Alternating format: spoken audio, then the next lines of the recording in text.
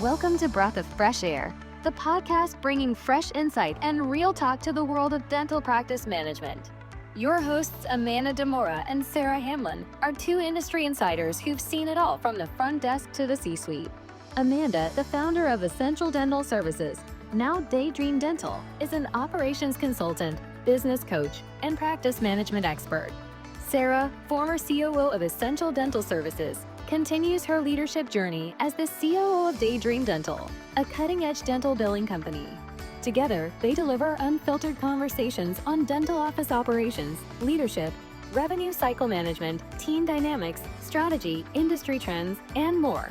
Designed for practice managers, dentists, assistants, and front office professionals, this podcast is the ultimate resource for anyone looking to optimize and elevate their dental practice.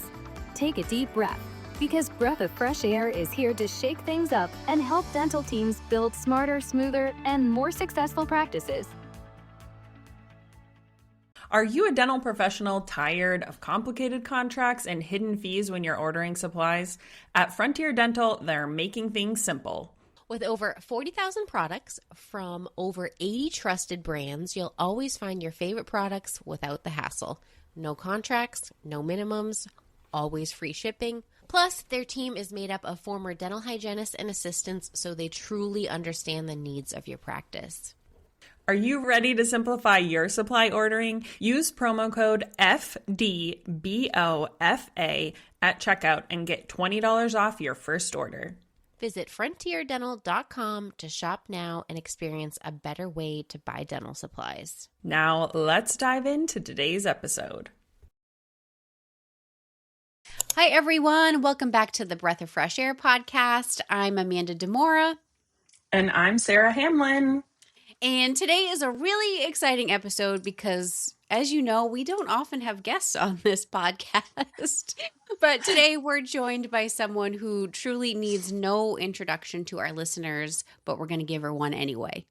Yep, she deserves it. If you spent any time in the dental industry over the last couple decades, there's a good chance that you've crossed paths with today's guest in one way or another. From coaching and consulting to business development, marketing, leadership, and championing dental office managers across the country, she's made an incredible impact on our profession. Lorie Streeter has spent more than 30 years helping shape dentistry. She's the former Vice President of AADOM, where she spent nearly 18 years helping grow one of the most influential organizations in our industry. She's also the founder of Streeter Built Coaching and Consulting. She was recently named one of the top 25 women in dentistry and now serves as Vice President of U.S. expansion at MaxAssist, where she's helping practices and office managers thrive through innovative technology and support. Needless to say, we are absolutely thrilled to have her with us today. We know our listeners are in for a real treat because Lorie has such a unique perspective on where dentistry has been, where it's headed, and what it takes to build a meaningful career along the way. Lorie, welcome to the Breath of Fresh Air podcast. We're so excited to have you here. Yay! I'm excited to be here. Yay. And it's a beautiful day and nothing's on fire near me. That's a good thing right now. And it's nice to be here with both of you. Lorie, we always start off talking about the weather, so you're going to fit right in. Beautiful. Beautiful. Why is that like a thing? I don't know. I feel like maybe it's an age thing. Like when you reach a certain age, that's just what you talk about. Yes. Yeah, exactly. Because it really affects your life. Yeah, well, a part of it is because it's so relatable because guess what? We all have weather. True. There's nothing that there's nobody that says, I have no idea what the weather is because we all know, right? Exactly. That's how I feel because I don't leave my office enough.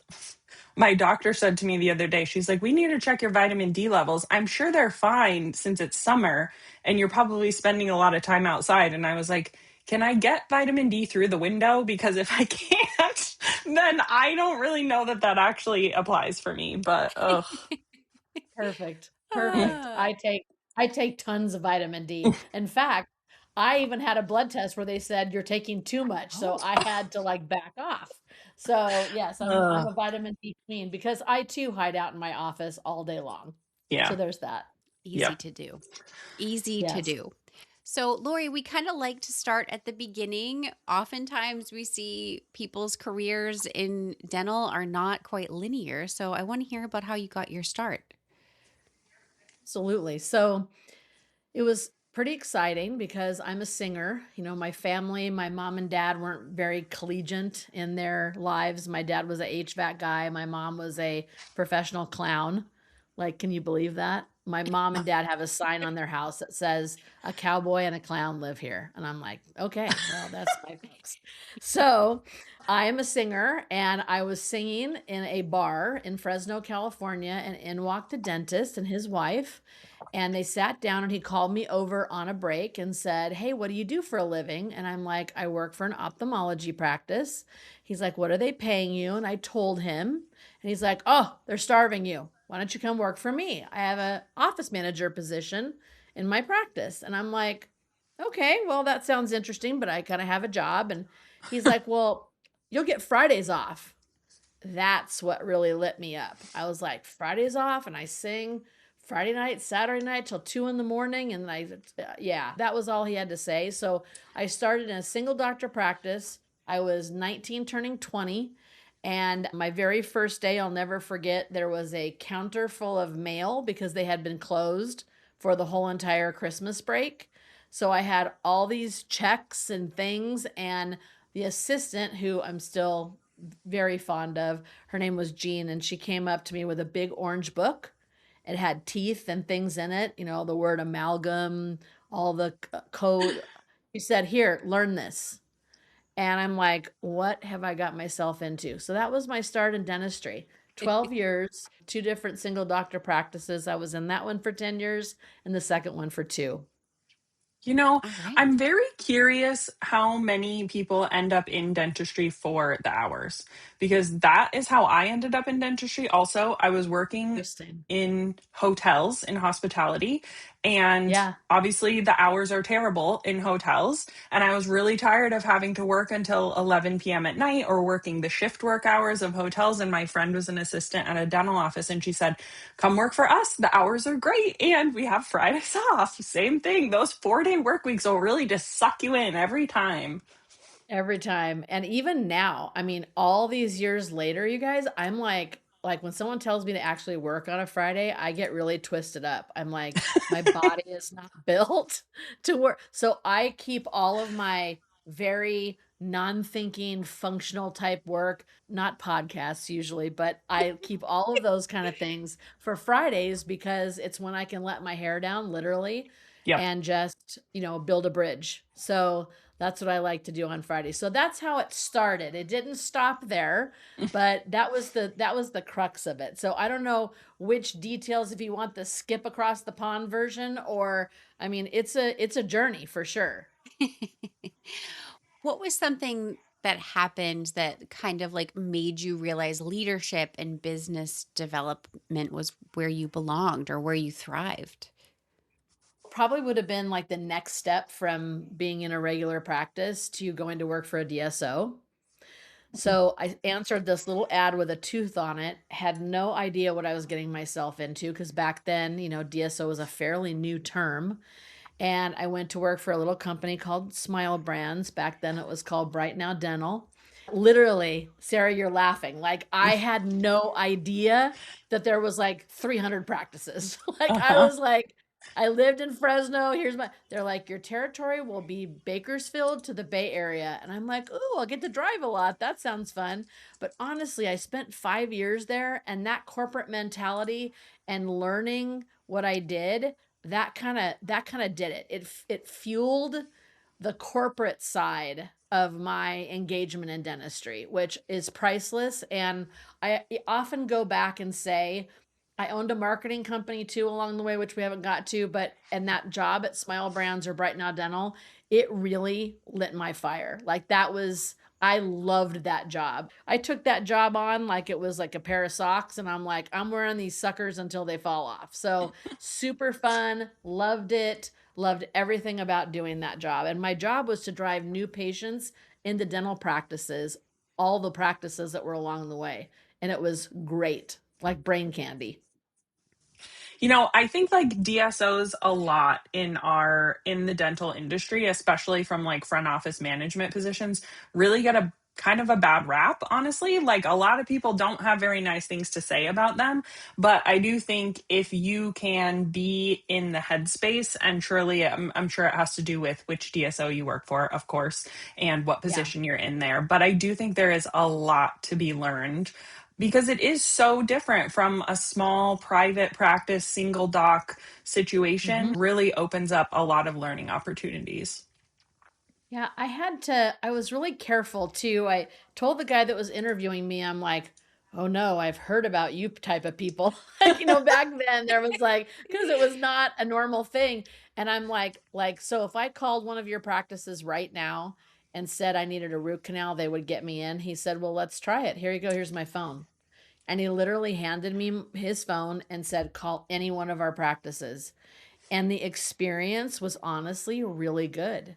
Mm. And I think that was the first thing that got me thinking, maybe there's something to this. So I look at that 5 years I spent working in the DSO space as like foundational for me. So now I've been an office manager. I've seen all the inner workings of a dental office. I've built in there was no PM system when I started at my dental office. They were using pegboard and like write out the receipts, copy the thing on it's just, I'm old, but it was awful.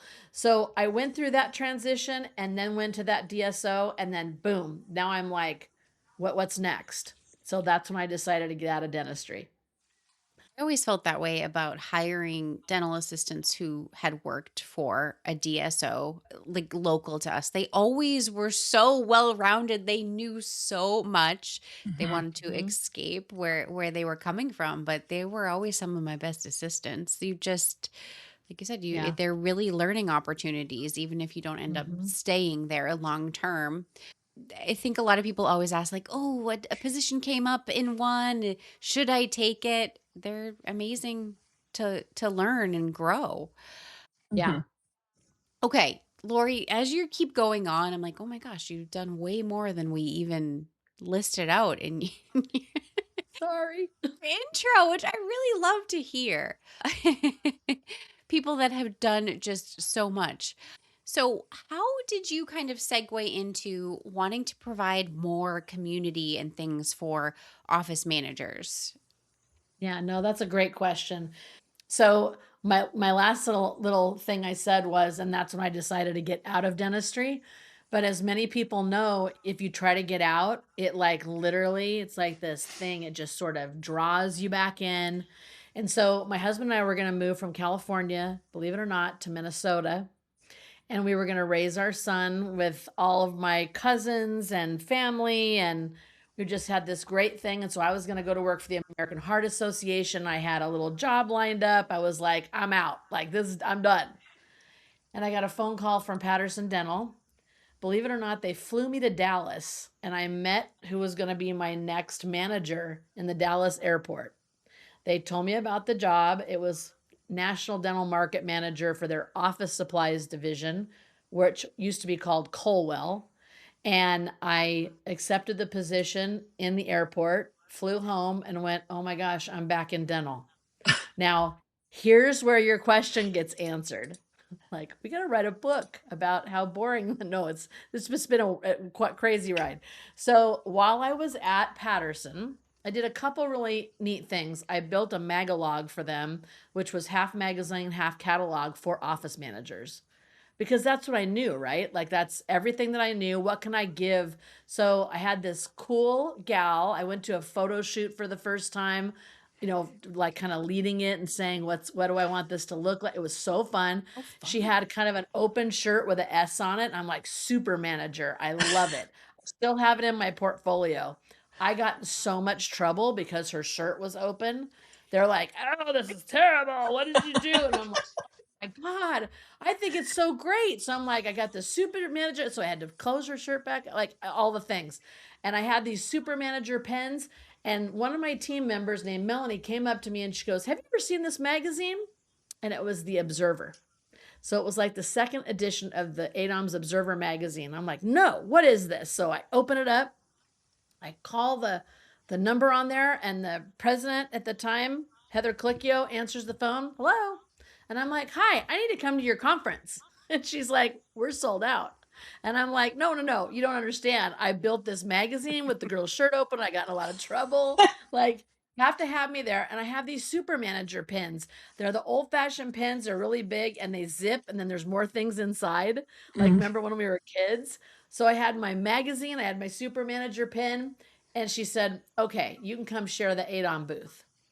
So I truck myself to Clearwater, Florida, and I open up the stuff and I'm unpacking, and in walks Heather Clicchio, who I think is going to be like 10 feet tall. Like, I thought, like, she had this presence about her where she was like, I'm waiting for this, really smart Bet Johnson-esque person to walk in. And I'm like, you're like 2 feet tall. Like, you're like a tiny little thing. She came running up to me. She had little short shorts on, and she's like, she hugged me.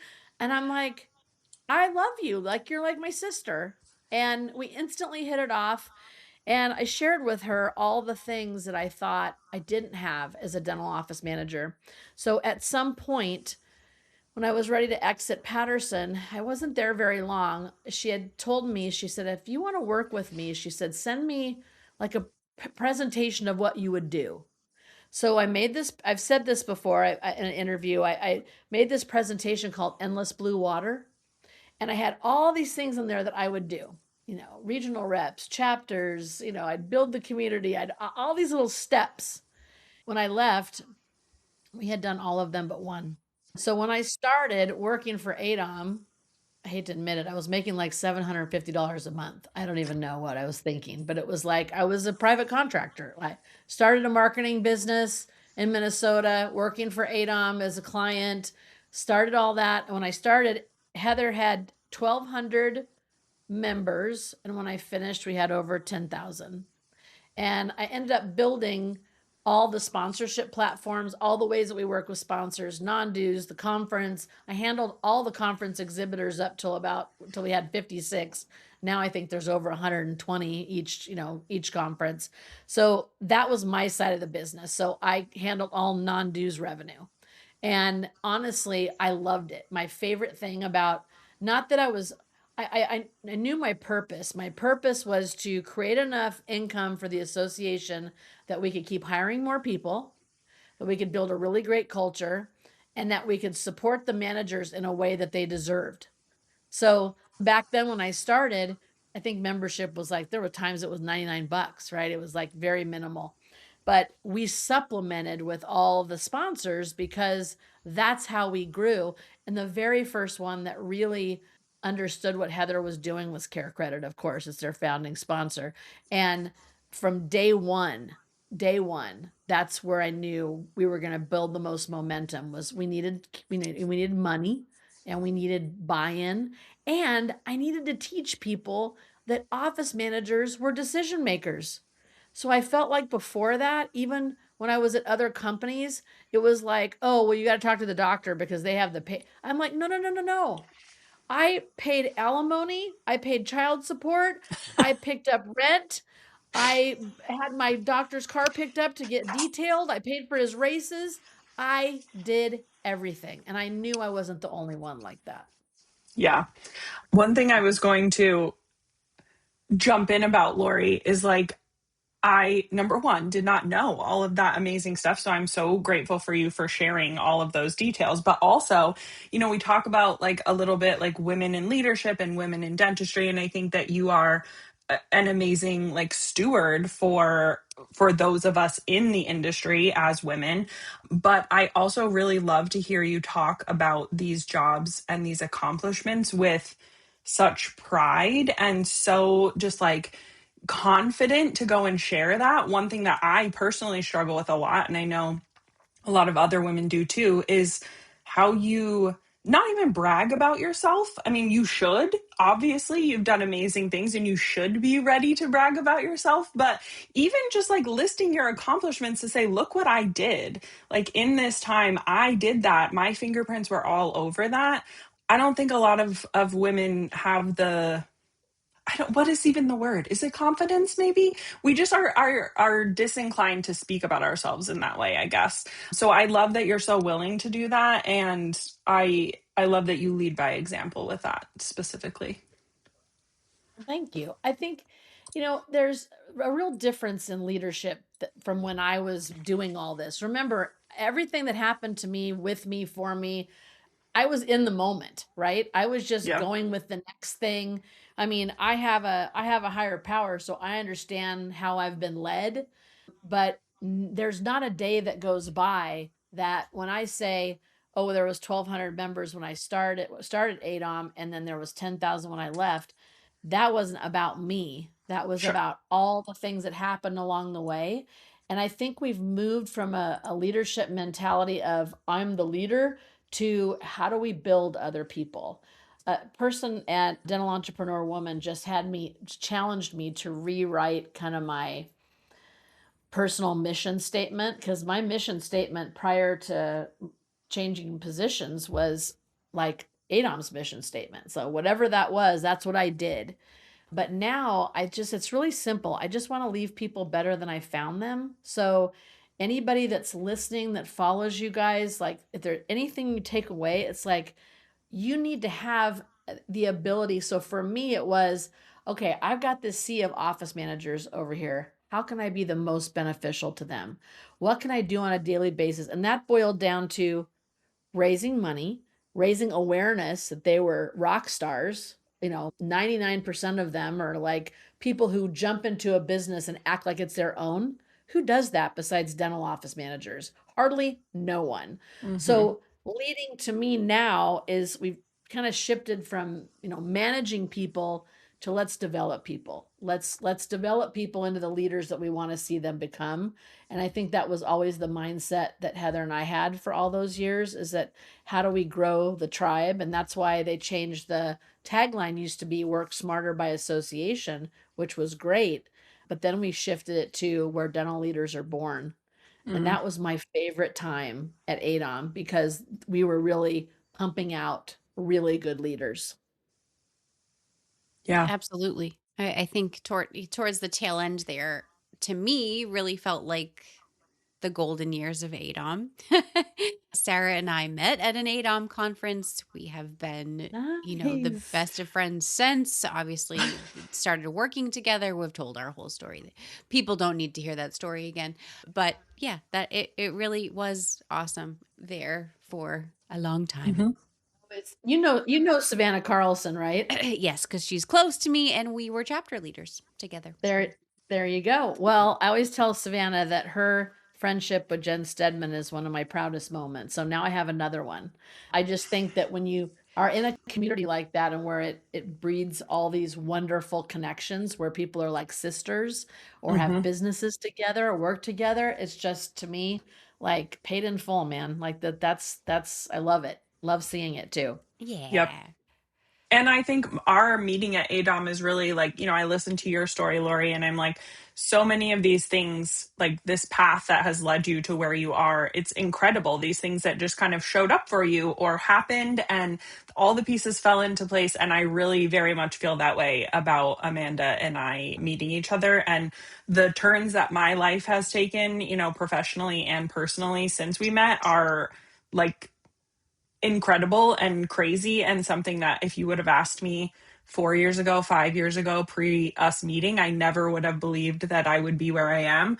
And yeah, honestly, that's all thanks to ADOM and all thanks to the community that you helped foster. So thank Yep. you. Yep. Definitely. Love that. Love that. Okay. So, Don't make me cry. oh. No crying on podcasts. I don't think we've had tears on the podcast yet, right, I was Sarah? literally just thinking that. I was like, we laugh a lot, but I don't think we've cried yet, which is probably I, good. Probably don't need to be, we probably don't need to cry. oh, man. All right. So, Lori, you've had a front row seat to the evolution of dentistry, which is amazing. So, what's one thing about dentistry today that would have shocked you 20 years ago? You know, that's a good question. I think for me, Well, obviously everybody's going to say AI, right? I mean, everybody's going to say that. Mm-hmm. Someone said the other day, you could swing it. This is terrible. You could swing a dead cat and hit an AI company. Like Oh, you know what I'm saying? Like they're everywhere. Yes. And so I think that's the evolution. And then honestly, I think probably that patients have a mentality where they want the same type of service in the dental office that they get at Amazon when they order. Think about just even some of the things that you guys do, outsourcing, insurance verification and outsourcing insurance billing, outsourcing anything, people hiring for remote positions. If you would have told me that there was going to be a scarcity, that it was going to be hard to find people to work in dental practices, I never would have guessed that. Mm. And I think that's why it's so important now for dentists to really look at what they're offering, how they're offering their practice, not only to their patients, but also to their teams. I love when I hear people say, like, oh my gosh, my doctor takes such good care of me. They offer us a Costco membership.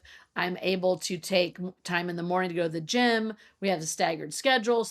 So I think for me, if you would have said all these things that doctors are culture building in order to build their practices, the Amazon patient mentality, AI, if you couple all those things together, I think those would have been the shockers. I mean, the technology now, oh my gosh. I mean, unfortunately, technology has outpaced leadership. Yeah. And so, I'm sure we'll talk a little bit about why I chose my next phase of my career, but part of it was because I wanted to get back in the dental practice to say, okay, how can I support internally? I did the community building part, right? Now I want to figure out how to get at the practice level because, so many times we're wasting so much time on old systems, old habits, and then culture gets affected because the doctor doesn't keep up with what could be helping the team. So I think Yes. those are the biggest changes, honestly. okay. We're going to take a quick break from today's convo, but don't skip this part because we want to talk about something that's actually made a huge difference, especially in my practice's bottom line, and that is supply ordering. Oh, yeah. Okay. No, I remember you telling me this story. You were saving a ton of money. And who were you guys using again? We switched to Frontier Dental about a year ago. I have been loving ordering from them. Their website is super fun. Each product has 360-degree views of products, which doesn't sound like a big deal, right? But when you're trying to figure out that exact pointy, extra fine burr that your doctor wants to order, or some obscure dental instrument that you've never heard of, you want to make sure that you're actually ordering the right thing. Yes. So I've been loving that feature. In those instances, the 2D magazine picture that's, hand drawn by somebody else does not cut it when you need to find that specific burr. And I have obviously been there in my offices too, where we've ordered the wrong thing because of that catalog. And then you have to do the whole return shuffle, wait for your rep to come, pick it up. Maybe you'll be able to exchange it. Maybe you won't. It's just such a headache. Right. And the pricing is the best that I have found, honestly. So that makes me keep coming back. But besides that, we've now gotten to know their team, and their culture is just awesome. They actually care about their employees and also their customers ordering from them. And it's hard to find a vendor that can combine great prices and support like that. They're constantly reaching out to make sure that our office doesn't need anything or that everything went well.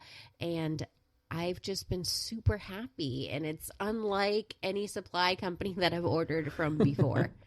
I love it because honestly, like with a lot of these supply reps and stuff, they stop by the office and everybody knows them and everybody just feels like they're there to upsell you on stuff, which they sometimes are. But in this case, it sounds like Frontier's really there to support your practice more than anything. And I love to hear that. Exactly. So if any of our listeners are still ordering from the same old vendor and you haven't done a price check against another company in a long time, please check out Frontier. This is your sign to do it. Their website is awesome. And when we reached out to them to ask if they could offer our listeners a discount. They agreed. Yay! So by by using the promo code FDBOFA, we'll have that in our show notes. You can get a discount off your first order. Back to the episode. I'm curious, Lorie, on your thoughts on how I feel like dentistry stayed in the Stone Ages for so much longer than Medical. medical. Yes. Yeah. I mean, we all know that medical has been moving at much more of like a steady rate, right? Towards things. And I feel like dentistry just hung on to the old days of doing things for so long. And now AI and things are kind of just smacking everybody in the face, basically Right. competing with that old way of doing things. And Yep. I'm just curious why you think that happened. Well, I can tell you exactly why that happened. If you look at the evolution of medical, and I'm just going from my own patient journey as someone who had a physician, Yeah. Dr. Smith, medical doctor with a sign out front, it was gone 25 years ago. Yeah. It incorporated so fast. And I think on to the single doctor practice and the relationship, because frankly, let's face it, people are scared to go to the doctor, but they're 10 times scared to go to the dentist.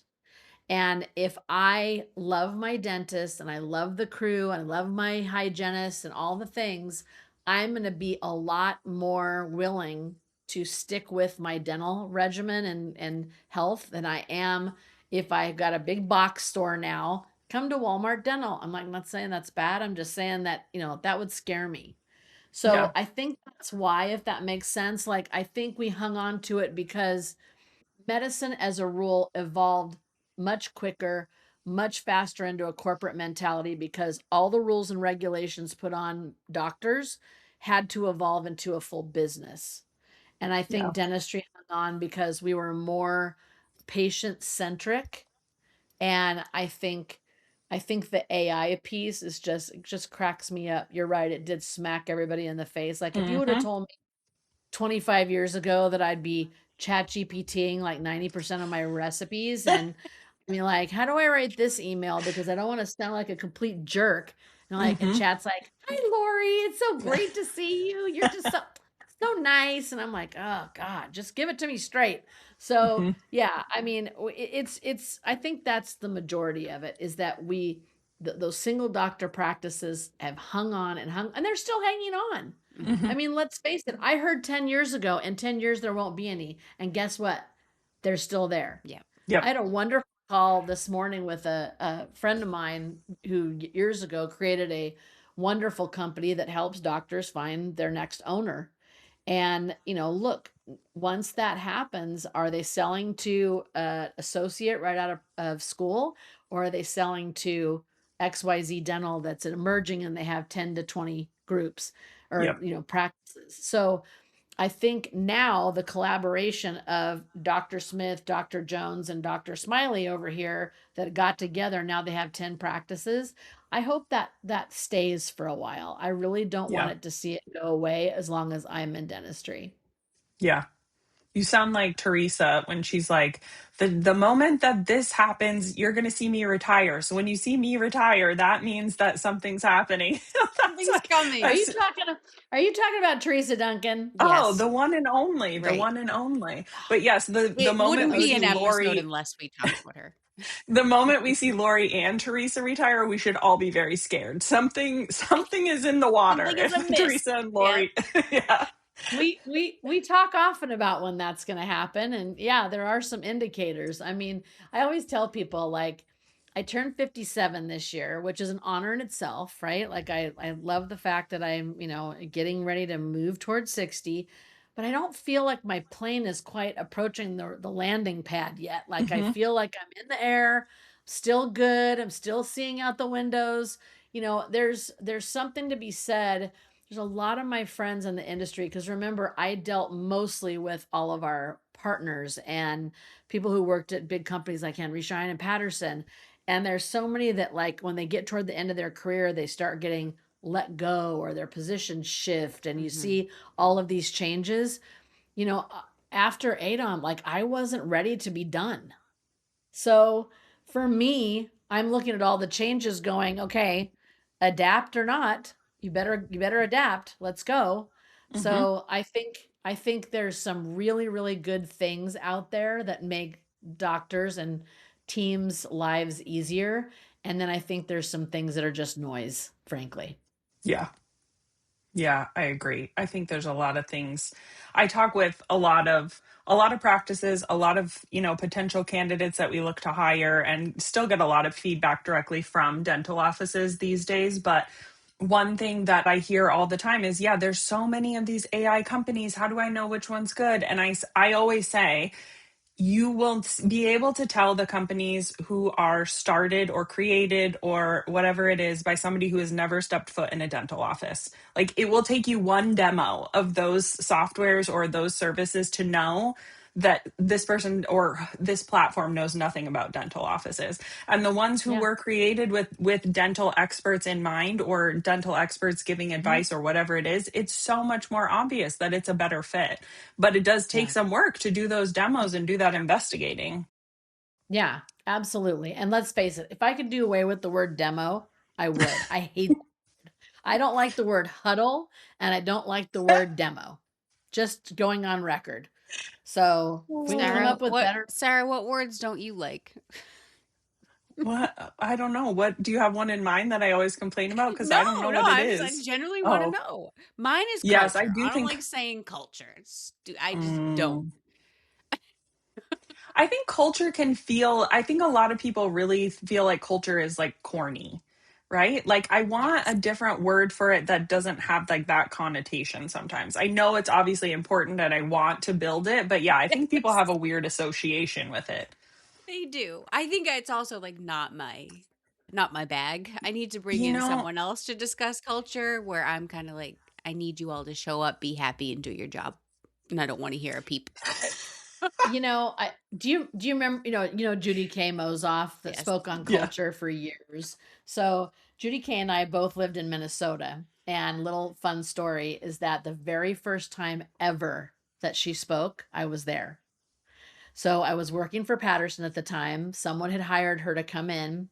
And, it was amazing. Like I remember what she was wearing, what she talked about. She had this big old bag of goodies back then.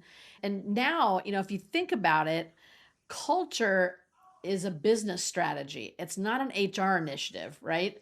So I think that's probably why you don't like the word culture. I could take it or leave it, but I'm telling you, I could leave huddle at the back door. Like, I don't know. You It know just, what, one you had me thinking about it now, Amanda, and what I hear a lot now and that I don't really love is like that we need to align or get in sync. Like those, I'm like, I don't know. Maybe it just feels, do we need to force ourselves to be in the same, like, whatever? I appreciate multiple perspectives and figuring out how we can move towards the same goal, but not forcing ourselves into like the same box or the same mold. And I just think a line makes me feel so like trapped in, boxed in, maybe. I We don't know. get these buzzwords that come up that we Yeah. just keep harping on and teaching courses on. I'm like, I'm over it. Okay, let's move on to Well, something else. and Lori, I don't know, huddle is like very prominent in dental offices, your morning huddle, right? You had it there. And I don't know if you use Slack at all, but if you use Slack now, huddle's still haunting you you know, currently. you know what?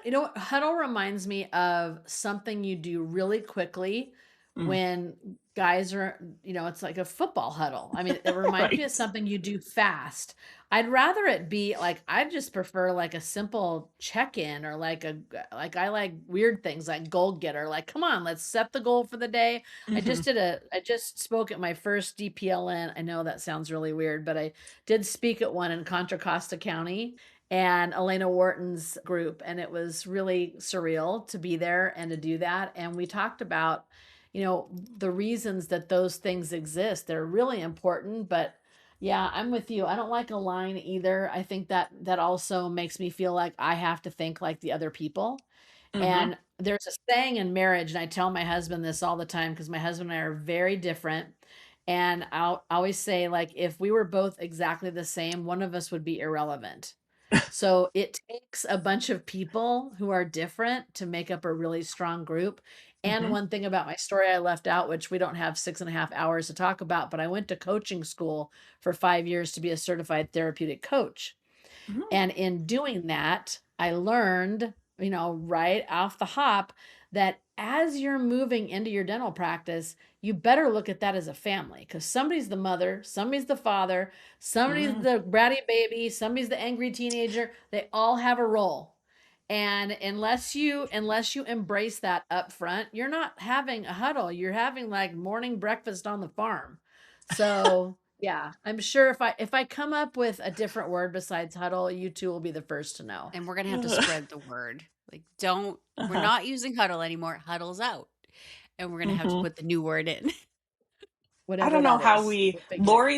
Lori is much more hip on the spreading the word thing these days than me. Lori will have to be in charge of broadcasting that message. We're we're Well, behind it though. Whatever it is, we're Uh-huh. behind it. okay. Yes. I appreciate that. And I will say that too. If I can come up with another word and it sticks, like it really is sticky, I'm like, Mhm. that'll be it. We'll have to, Mhm. let's see if we can change culture by changing that word. Yes, I We don't can care align Start on what like that, that. that Lori. is. Is that a We'll double entendre kind of thing we will be aligned and we will proceed forward together on that. in the box of the Uh-huh. family? as Ugh. as you're talking here, Laura, you're mentioning so many things that you've done, and in my head I'm thinking there hasn't been enough years in her life for her to have Yeah, I was done. thinking the Oh, she's like, same. oh, Thinking I the was same. here for 18 years. I was there for 5. I'm like, I was over here for another 11. I'm like, what are we? The At math this isn't point, happening. Lori has to be like 120 for all the amazing things that she's done. For I sure. always say For to sure. my husband's done a bunch of different things. I'm like, you're like a cat. You've had 9 lives of careers and you're 40.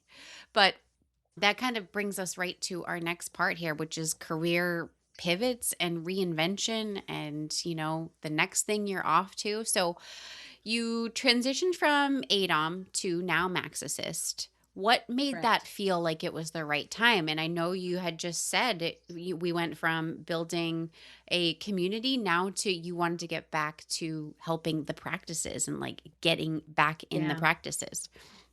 Yeah. I wish, and I was kind of, as you were saying that, I was like, is the mathing? I'm like, yeah, 12 years here. I had to do the math. But what was Excited. really, I'll say that what makes the math work is that while I was at ADOM for 18 years, just to be clear, Heather was all about side hustle. So Mm, she let me go to coaching school. I opened a wellness center in Minnesota with my husband. Did all these things while I worked at ADOM. Like it's possible to do more than one thing, right? And a lot of people are like, oh, you can't, don't get up from your desk. And I've never worked for anybody where that worked for me. So what happened was, and I love this story because it's so unexpected. So my husband and I have Etsy stores. So we're gonna add 10 more years to your life. I'm like, the dog years where it's like 7 and 7 equals 110. uh-huh. I don't know, something like that. So my husband and I have Etsy stores and I like to sell antiques. So that's one of the fun things that we do It is we is go fun. hunting. Yeah, we go hunting. I find stuff. I post it on my Etsy store. All good.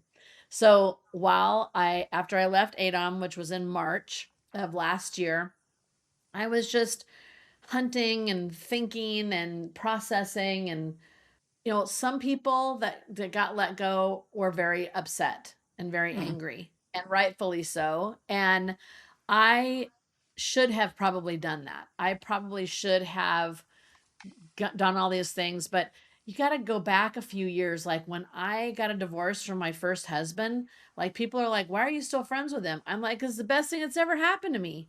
Cause I met mm, my husband and I have my son. Yes, that was horrible, but you did, but thank you.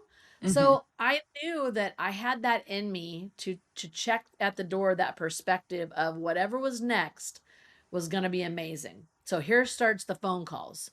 So people calling saying, will you start another ADOM? Will you build another community where you do the things? And I'm like, no, number one, I wouldn't do that to ADOM. And number two, I didn't want to do that again. If I was getting the message that my ministry there was over, something was going to be different about next steps. So I was on LinkedIn. I had an executive recruiter, did all the things that everybody's supposed to do. I had my resume already, and I accepted a phone call with an old friend. His name's Jeff, and he started a little company called Recall Max years ago with his father. So his father was a 40-year dental consultant, an amazing man named Ron Barsotti, and I met them at AADOM like 11 years ago. We were in Scottsdale and we had dinner, and like, you know how you have moments where you can't remember them at all, but then you have moments where you're like, this is what I ordered. This is what the lighting looked like, Mm-hmm. all the things. So we had that and had that moment. And so he asked me if I would on LinkedIn. He's like, hey, let's talk. I heard something happen at AADOM. So we got on a call and he asked me all the things. And that phone conversation changed everything. He started telling me about what he was doing with MaxAssist, how he'd been there 14 years, how he had this team of like 65 people and blah, blah, blah. And we kind of started like building a job on that phone call. It was so weird, completely unexpected. And so now I'm toying with a few things and I start thrift store shopping again to, for my store. And the only thing I'm finding at the thrift store are elephants. And Max Assist's logo isn't, people think it's a tooth with a cape. It's actually an elephant trunk up because elephants never forget. So that's how this really filtered itself out. Like my husband's like, you've been kind of quiet. Like, what's going on? I'm like, I'm being chased by something. And I said, Mm. I can't stop thinking about it. I was a little bit excited, super scared. So him and I talked and he said, put something together and let's talk about it. And next thing you know, I'm accepting a job at a SaaS company. Like, what is wrong with me? Mm. I've lost my mind. No, you That's how have it not. happened. You followed the signs. That's Right. the thing. It's And it's crazy clearly that that happened. working. It's Uh-huh. clearly working for you. It has been an amazing year. I can say that. I am, Yeah. as you're talking about all like the side hustles and stuff, that is me. I was Right? I was literally gonna call that out and say, Lori, you and Amanda are Yeah. kindred spirits here. Every time I talk to Amanda, she's like, I think I want to do this. I'm really interested in that. I started an Etsy store. And I'm just like, I'm the kind of person that like I have brain power and bandwidth for like one thing. The thought of trying to start something on the side feels so overwhelming to me. Like, ugh, I always I have a am bunch very, of things going on, and yes. so does my But husband's like that too. talking about balancing each other out though, Lori, like that is what happens is like I need people in my life. One of my other very, very good friends who's been friends with me for over a decade at this point, he has the same, very same mindset as Amanda. And I always think they remind me so much of each other. Like always thinking, well, I could do this. Well, I could do that. I'm going to build this course. I want to teach people this. I want to do that. And I tend to be much more like action and plan oriented. And like Amanda will say these things, and I'm like, okay, but in order for that to happen, you would need this, that, and the other thing. And like, here's how we would get going. And she's like, yeah, I'll figure it out. Yeah, And then, none of that matters. right. She's the ideas girl. Which way Sarah was perfect to be my operations person, putting all that into play. Hmm. I was the dreamer and she was the doer. Well, really quick, I got to share this since you Yeah. brought that up. So it's a story I have not shared with anybody else. So, and some people know Exclusive it, but people. I most don't. was just going to Yep. say it's exclusive. Newsflash: Las Vegas, I like where this AADOM. is I want to starting. say it was 2010, something like that. I get a call from an exhibitor, and they're like, "Heather's in an ambulance, getting ready to be taken off the floor." And so my husband Roger and I rush down, and we're, movies where you're like running behind the kitchen and all these things are happening at the back of house and you don't see all that in the front. So here's Heather on a gurney. I'm running beside her. I tell Roger, get a car, come meet us at the, so Heather got a massage from one of the vendors. You know how some people would bring like a massage chair, Hmm. and she passed out. And so we were at the Las Vegas hospital, and she was on a gurney and she was having all these tests. Her husband's a neurologist, so he was calling and talking to the doctors. And I've got her, and it reminded me, Sarah, when you were saying, like, you're like, let me just be right here. She's like, let me just be on the gurney. And I'm like, okay, so Heather, this is the next thing I think we should do. We should probably, and she's looking at me like, I'm going into an MRI. Like, I can't think about that right now. So I realized a long time ago that that was my dynamic. Like, I would shoot the moon, like throw it up, and she would like pull the rope down. Like, Lorie, come on down here with me. Let's talk about the logistics of how to actually do that. And Yep. then we'll see whether or not. So somebody has to be the dreamer, right? My son and I wrote a song a long time ago, and I tell people all the time it was about a dandelion. I know that sounds weird, but I sang it at the 2022 AADOM conference. It's called Wherever You Float. He saw, some people like saw a weed, he saw a wish. Like, there's a difference between the dreamers and the doers, and you have to have both, because one without the other can't execute. So you're probably a perfect team. That we are. We like to think so. That we are. Yes. Right. No one thinks we're as great as we do. We always joke about that. Or we'll like listen to our own podcast, like, to kind of just proof before it hits the air, and we're like, is it me, or are we like really funny? You asked me, Sarah, you said, like, not a lot of people can say, I did this, I did that, I did this, I did that. My mom and my grandmother helped with that a lot. So my grandmother used to say, you do good things and good things will happen. You show up, and if you're going to be important, you better look important, you better act important. Like, that's what I grew up with. If we hide our accomplishments, like if I sat here and really interviewed the two of you, it'd probably be mind-blowing. I mean, some people can't even think to have a podcast, let alone one where they're committed to with a friend. It's not an easy thing. So from that perspective, I I honestly do it with a lot of humility. Instead of doing it like, oh, look at me, I'm all that in a bag of 5 chips. I do it and think, what the hell? Like, I did that? Like, I survived that? Mostly I survived that. So Yeah. to me, it's the shock and awe that, I got through my whole career all up to the very end, and then finally got fired. I mean, think about it. I never got fired before. And I'm like, the one place where I thought I was going to retire, no, they're going to fire you. It's not going to be the rocking chair moment you thought, because there were other things that were ready for you. Yeah.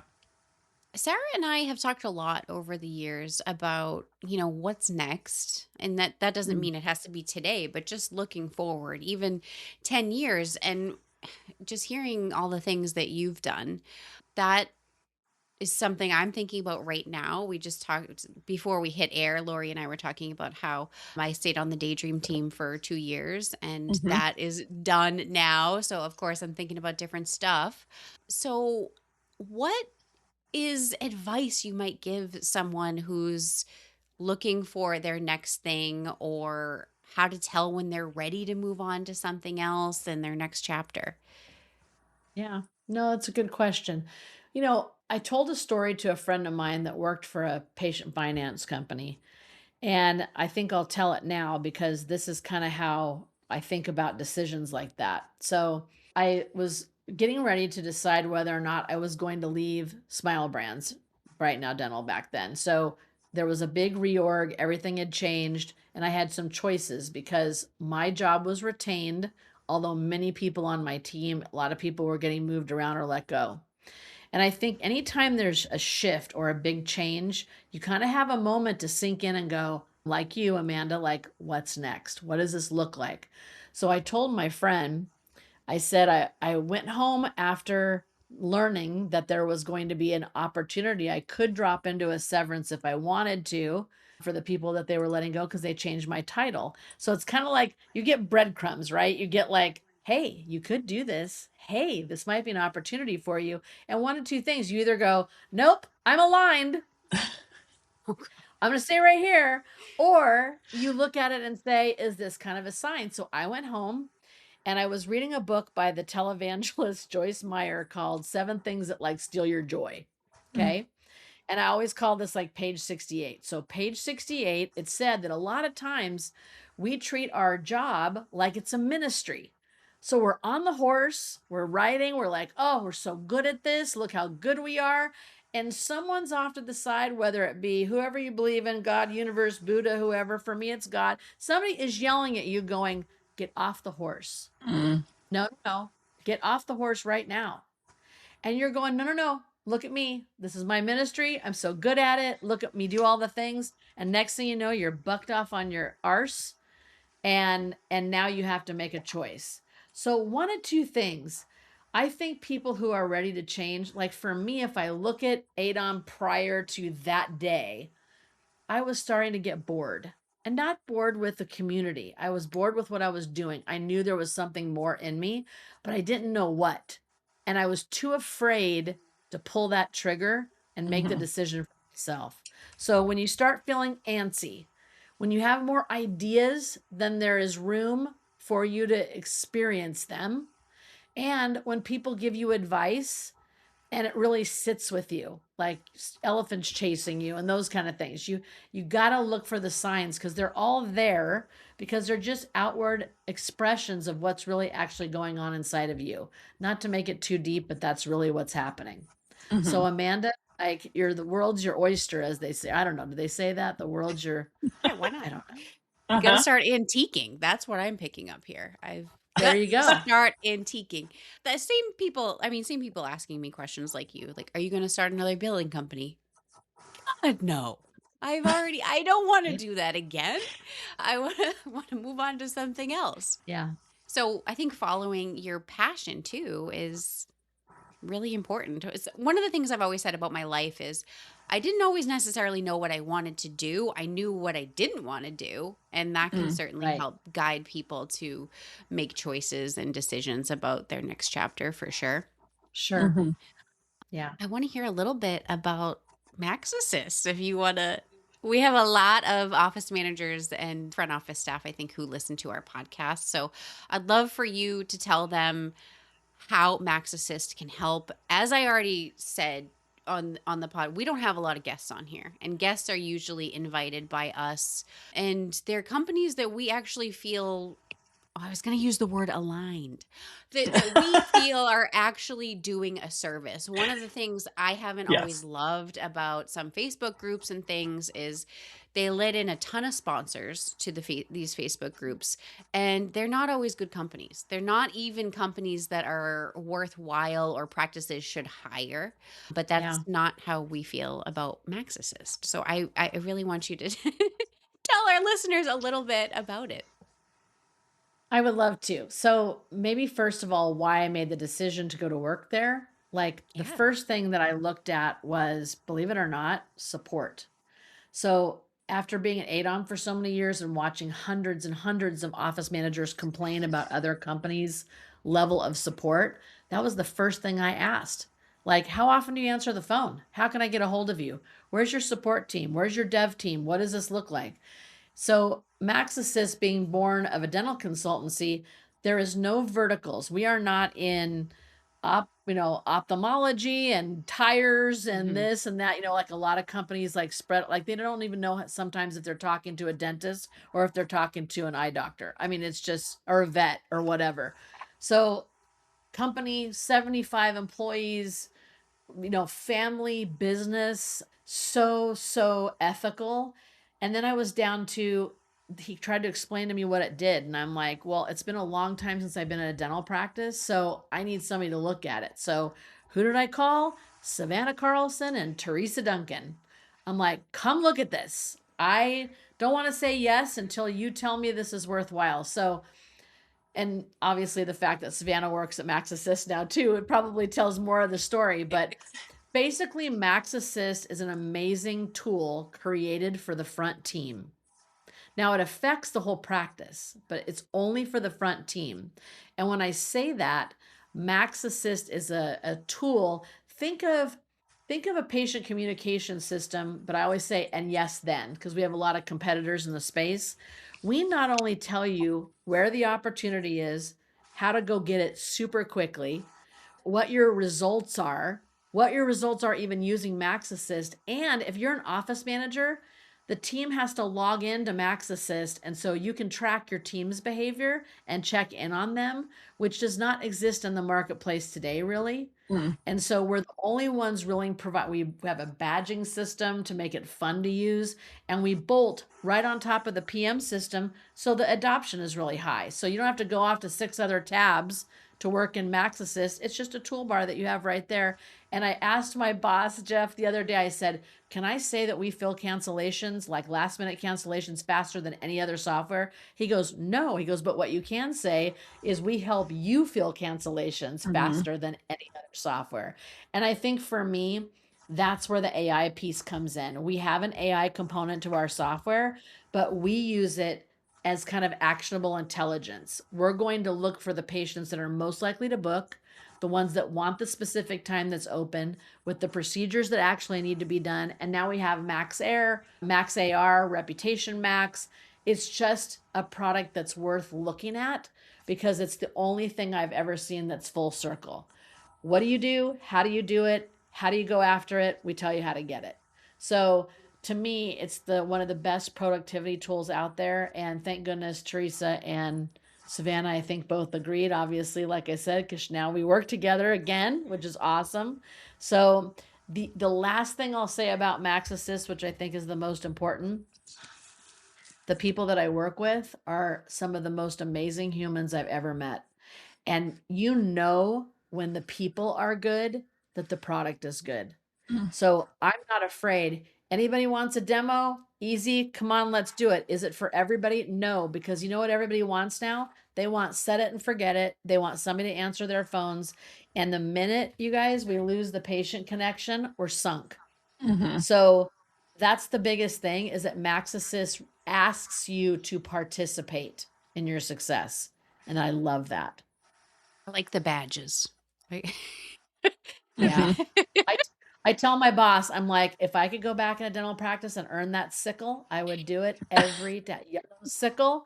I'm like, it's so, think about it. I mean, you're an office manager and you're trying to figure out who does what and how much of a raise to give Joni when, you think that, Joni keeps saying, I called everybody. The other day, I love this. Emmy Sanders sent me a video, and Emmy Sanders was sitting with an office manager who had just adopted MaxAssist, and she's like, Emmy's got that real strong accent. She's like, so tell us what you're going to do today, how you're keeping track of all your recall. And she goes, in my notebook. And we're like, so it was like throw the notebook away day. It was the cutest thing I've ever seen. And Emmy's like, she's going to throw away her notebook. And I'm like, I love it. So yeah, MaxAssist, we make you throw away your notebook and your sticky notes too. So yeah, so I'm having a heck of a lot of fun doing videos and, all the things that I never thought I would be doing because I was kind of behind the scenes at AADOM other than the opening numbers. And so it's like somebody let me out of my cage or out of my box. Like you said, Sarah, it's like, I don't align with all that anymore. I just try to figure out how I can have fun and support office managers the best I can. Yeah. I love it. You seem much more of a forward-facing person than behind the scenes. It just seems like where you'd thrive. Thank you. It's a lot of fun. Lorie, I have to, Yeah. sorry. Oh, I was just going to say, I have to know, because you were talking about loving your team at MaxAssist, which I love to hear. And obviously, sounds like the culture, not again to bring in another buzzword, is fantastic, which I also love to hear. Yeah. My question, as a little callback to earlier, is if you would consider MaxAssist your family or a family unit, what role do you play in the family at MaxAssist? Ooh, look at you go. Did you go to coach? Were you at my coaching school with me? No. Well, it's funny you'd ask that. So after I started, naturally, because I led brand and marketing awareness for AADOM, I did that for 15 of the years, and I own my own marketing company. They moved me immediately over marketing. And I think part of that was because my title, VP of U.S. expansion, we're like Kleenex in Canada. Everybody knows who we are. But in the United States, we have 4,000 practices total, and we're just beginning. We're just getting started. The nice thing is when you go someplace now, they'll go MaxAssist. They go, oh yeah, I've heard of that. And that's because that yippy blonde that, talks about it all the time. So to answer your question specifically, I'm realizing, and I've had this conversation lately with my team, that I definitely take the mother figure in a lot of ways, and especially because my team is younger Mm-hmm. and I really want them to succeed. So I would say mother for sure for me. And also, I'm trying to find my way. Like I remember being on the first few big directors calls that we have every single week, and they're using this language in SAS that I'm telling you, I'm like, control alt delete. Like I don't know anything else. Like what does all that mean? So it's been it's been a lesson in me understanding that what my role is here. And I'm not going to tell you that Max Assist is for everyone. I'm going to tell you that at least look, because those people that we help huge. So yeah, mommy Lorie and Lorie, all the things. Mm-hmm. I could see it. I could see it in the I want best to. way. I think sometimes it has a negative connotation, but I think for most Okay, companies, whoever's the mom in the company it's a good thing. I'm trying. All right, wrapping up here. So, what's one trend every practice should be paying attention to right now I don't know that I can use one, but I will besides give you AI? two of my right. Artificial intelligence. That should tell you everything you need to know. Honestly, that the patient experience is probably the new way to market. I Mm-hmm. mean, those of us that evolve with that patient experience, and that's why I'm so passionate about having a product that I work for that really streamlines that, so the office is given back the opportunity. I mean, I remember when I was in practice, where when I was pregnant with my son, people were like bringing me gifts and Mm-hmm. calling, make sure, "Oh, did you have the baby?" Like it was truly a family atmosphere, and I love that. I think we can't lose that. So I think the way we keep up with our patients is really going to be the way that we differentiate ourselves as a practice and a team, for Yeah. sure. Don't you think it's funny how it's kind of coming weirdly full circle very rapidly, mind you, too? Because I feel like we were kind of stuck in the dark ages for a little bit, and then we kind of got enough technology and enough things on the computer that started taking away from the customer experience. Now we have stuff that we don't have to be staring at the computer, and now we get to go back to the customer experience. Like it's funny how it's kind of, Yes. I don't even know if it's full circle as much as it's like back in the circle almost. Yeah, no, that's a great point. And look, here's the thing. I'm all for answering the phone on the weekends and at night and all those things, but the minute you ask something to replace that human to human Mm-hmm. connection, there was a big sign on the wall where I work that said something like, "We believe that connection equals growth, and we don't mind selling software to do it." And I think it's kind of a profound statement, because at the end of the day, technology and all the new things that are coming out should give you back time with your patient, not take you Mm-hmm. away more.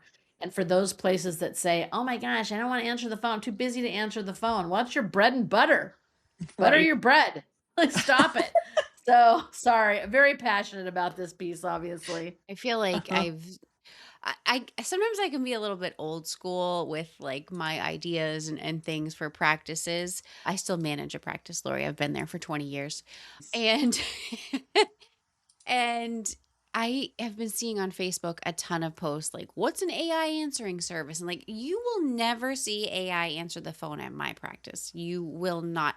I don't ever want to call a place and get greeted by an AI Mm-hmm. agent.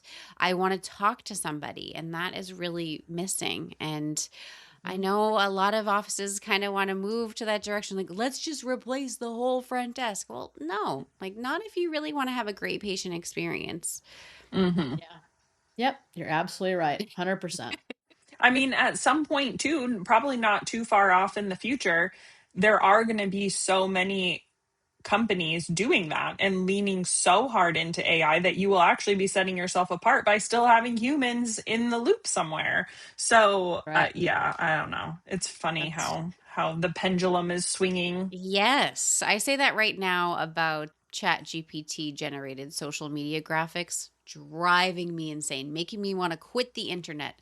But I keep saying there's been no easier time to make your business stand out online. I'm usually speaking to like dental billing company owners about this, but than to make your own social media graphics. I know that sounds wild. It's so easy to have Chat GPT do it, but they all look the same and no one's looking at them. They're going to look at them if they look different than everybody else. So it's the same Yep. thing, like Sarah said, than the AI agent answering the practice phone. So, Yep. Yeah. okay. Right.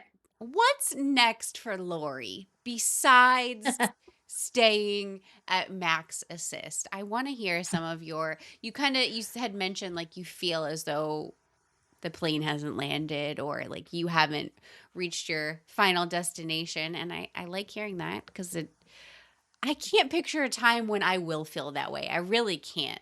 Doesn't matter how old I am. I just don't ever see me like tinkering around in my garden and that's it. I don't see how I could do that. Yeah. Yeah, I think, the real paradigm shift for me was that after we left AADOM, my husband retired and I kept working. And I've often said when I first started MaxAssist, I never really stopped working. I was networking, I was doing all the things. So what's next for me is when I see my title VP of U.S. expansion, I won't be done till that's done. I won't be done till every last person knows what I know about the company that I work for. And I think I'm done when office managers no longer need someone like me and many others being a voice for them. My biggest gift was office manager of the year many years ago. I did the openings and for AADOM, and it was such a treat to be able to do that. It was a lot of work, but it was a treat because remember, I would show up and then just have to get on stage. No prep, no nothing. So she told me, she said, I had said something about not doing it anymore. And she said, "Oh, no, you can't. You're our voice." And I took that very seriously. So I think when that voice is no longer needed and I can shift over to, whatever. I mean, I might start singing again in my old age. I see myself, there was an old movie called The Fabulous Baker Boys where Michelle Pfeiffer would like lay on a piano and like sing to people. Like I can see myself doing that and somebody saying, "Hey, get this old lady out of the Starbucks. Like, what is she doing laying on the piano?" Like, I don't know. I hope somebody would pay me to do that. But yeah, right now, solely focused on getting this company's name out there because they're so amazing. And, just talking to wonderful people like the two of you that are allowing me to tell my story and hopefully inspire somebody to say, "Hey, I started out a singer or I started out working at 7-Eleven and look what happened." I was all a happy accident. There was nothing in my brain that planned any of this. If you would have said this is where I'd be and this is what I would have done, I'd be like, "You are absolutely on gummies. Like, stop." So, yeah. So what's next? Question mark. I'm open to anything and everything. And why try to guide it now? It didn't work before. I am aligned with whatever needs to happen next. I feel that way too. I feel as though the right opportunities will always present themselves at the time you're willing to accept them. So I like that. Yes. And ready. Ready. And ready. Yes. Okay, All well, right. when you guys see those signs and you're ready to accept, then you let me know. That's how this process works. You let me know after, and then I'm happy to figure out how to execute that. No, Sarah, you build the road. That's the thing. It takes everybody to get there. Yep. Absolutely. Oh, All right. Well, Lorie, thank you so much for coming on, spending your last little work hours of a Friday with us before you head off. And thank you so much for listening, everyone. yes, Bye. we're so happy to Thank have you. you, Lorie. Bye-bye. Bye. Bye-bye.